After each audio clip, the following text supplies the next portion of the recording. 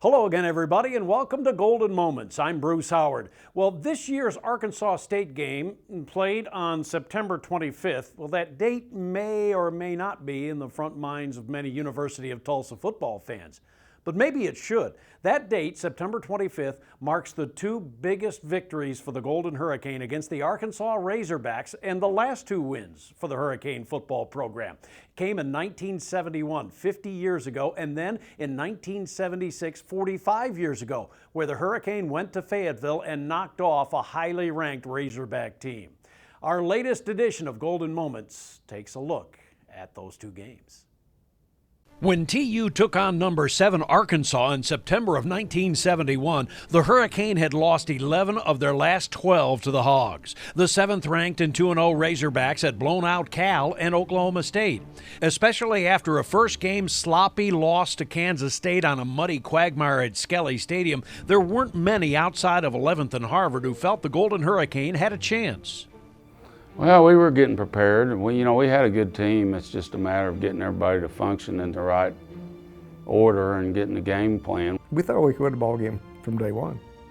We felt like we had the talent. We had the defense. We had a great set of linebackers. We had good running backs, great tight ends.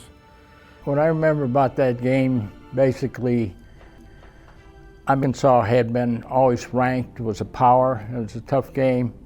Going into Arkansas was always my favorite game of the year. I loved to go to Fayetteville. I loved to play on the turf and play those guys. We didn't feel like they were better than us. We felt like we were right there with them. Number 7 ranking didn't mean they could have been ranked number 1. It didn't really matter. We felt like we had a really good ball club.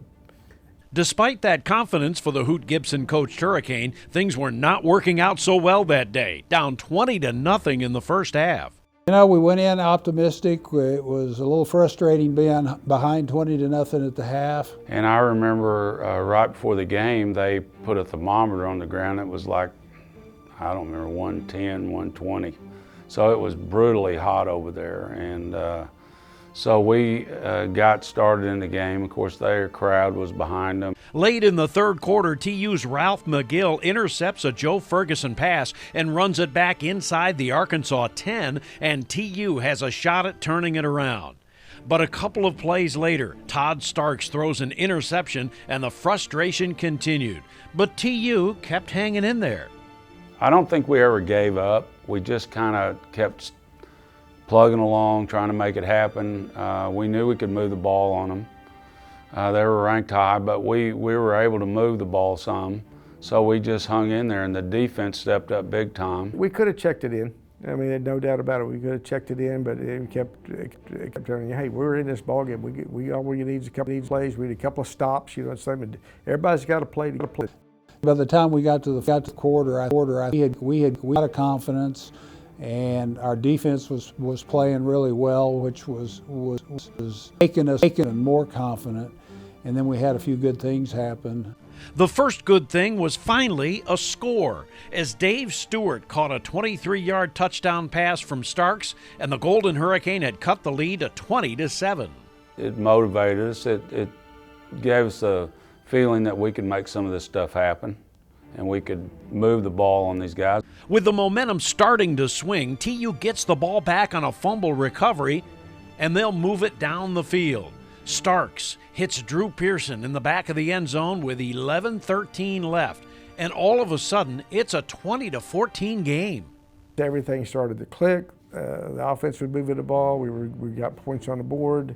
Keep moving the ball down the field. The defense is making plays, stopping it. We're getting the ball back. Tulsa's defense again stopped Arkansas, and the Hurricane got the ball back again. And in a drive for the ages, TU converted several key plays. First, a long sideline pass to Pearson. Then another strike to the future Hall of Famer, and TU is inside the Arkansas 20. But it wouldn't be a game at Arkansas without a few head-scratching penalties. And Tulsa was faced with third and forever. Well, I remember we had a long, 3rd and 20-yard for a first down, and I went down over the middle and caught a pass for a first down, when it was somewhere over the middle for, I think, 23 or 24 yards. That pass to Butler set the Hurricane up inside the Razorback 10, and in a drive that ended up being 110 yards with all the penalties and the negative yardage plays, the Hurricane did something special with a third-string fullback, Larry Fry, who had done some nice work on the ground. I remember coming out of the huddle, and they'd called a screen pass to Larry Fry, and I come out and I look up, and Arkansas is all blitz to our side. And I'm going, we're going to score. If Larry catches the ball, he's going to walk into the end zone. We're going to score. We're going to win the game. They were feeling like they were in trouble down there, and they were coming after us with everything they had. We went up, ran the play. I almost forgot to block the guy. I was so excited. I was trying to pull him so far upfield that I almost let him go. But Todd did a great job, got the ball to Larry, and he ran in and we scored. Larry Fry's TD on the screen pass tied the game at 20, and the extra point was all important. And when Sam Henry hit it, it gave TU the lead with 3:46 to play. You still had to hold your breath at that point in time because Arkansas had a history of all the breaks in the fourth quarter went their way for whatever reason. That Hog magic was not there that day for Arkansas. Randy Hahn picked off a pass, and it appeared it was over with 1 minute and 17 seconds to play. But Arkansas had one last possession after stopping Tulsa and using their timeouts, but the final gasp effort for the Hogs fell incomplete, and it was celebration time for the Golden Hurricane. I was excited when they didn't catch it. I was surprised there wasn't an interference penalty, to be honest with you. That's what I was looking for, the flag. And then I remember an awful lot of people coming onto the field because we had a number of fans that came over from Tulsa. They was stunned on 90% of the stadium. The other 10% was ecstatic. That was our fans. And yeah, it was just amazing to go down there. We're going to win this ball game. So TU won the game 21-20 over number 7 Arkansas in a game that still marks the highest-ranked team Tulsa has ever beaten in football. TU would get to 3-1 that year, but with a brutal schedule that included the likes of Virginia Tech, Louisville, Florida State, and Tennessee, they fell to an overall 4-7 record. 5 years later, on the same date, September 25th, 1976, again it was favored Arkansas hosting TU in Fayetteville. This time, the Hogs were ranked number 12. Unlike the game in 1971, this one did not have a spectacular comeback. In fact, it was a defensive struggle. The Hurricane defensive game plan was to shut down the run and let Arkansas quarterback Ron Calcagney beat them. And we decided defensively to let him throw because we didn't think he could beat us throwing. And we put in a special defense against them because we had good linebackers, and it worked to our advantage. A really good defense team that led us that year. In the offense, we were so-so with a lot of new players, and it was a little frustrating that way, but it was great to win games, and I don't care how you win it. The defense did it for us that year. Early on, TU threatens, but Arkansas comes up with an interception against Ronnie Hickerson. But early in the second quarter, Steve Cox connects on a 39-yard field goal, and the Hurricane was up 3-0. But then Arkansas All-American kicker Steve Little connected on a 61-yarder, and the game was tied at 3 late in the first half. It was 3-3 at halftime. Well, mainly it ended up a kicking duel, and both teams had 4 opportunities at field goals because it was a defensive struggle. In the second half, Ronnie Hickerson connected with Marcus Hatley to get TU near midfield.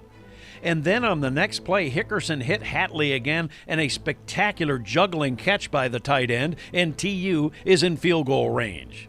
And then this pass to Ricky Watts gets the Hurricane even closer. But the drive stalled, and Cox was called upon, and he nailed a 28-yarder to give Tulsa a 6-3 lead. Now the teams went back and forth, and when Tulsa stalled, they got great punts out of Eddie Hare to keep the Pigs in poor field position. The Tulsa defense stands tall again as Keith Tillman gets a big pick to put Tulsa in great shape. That sets up a 40-yard field goal attempt by Cox. He nails it, and Tulsa led by a score of 9-3. Steve Cox, he hit 3 of his 4 for us, And Steve Little, who was the All-American kicker for Arkansas at the time, and actually got drafted by the Cardinals, he made only 1 of 4. Arkansas at the Tulsa 33, but the TU defense rises up and Jimmy Stewart pounces on a fumble to hold the Razorbacks off. The Golden Hurricane, trying to run out the clock, didn't protect the ball and gave Arkansas one last chance as the Razorbacks recovered the fumble by Thomas Bailey. But that last effort by Arkansas was snuffed out by the TU secondary, and the Golden Hurricane had sprung the upset 9-3 over the 12th-ranked Hogs. Just a great defensive battle, and we didn't make mistakes offensively, and kept us in the game, got us down there for the 3 field goal attempts. What was it like to beat Arkansas? Oh, like none other. None other. That was the game every year. We had come close the year before. We felt we could beat them because we felt we could stop them.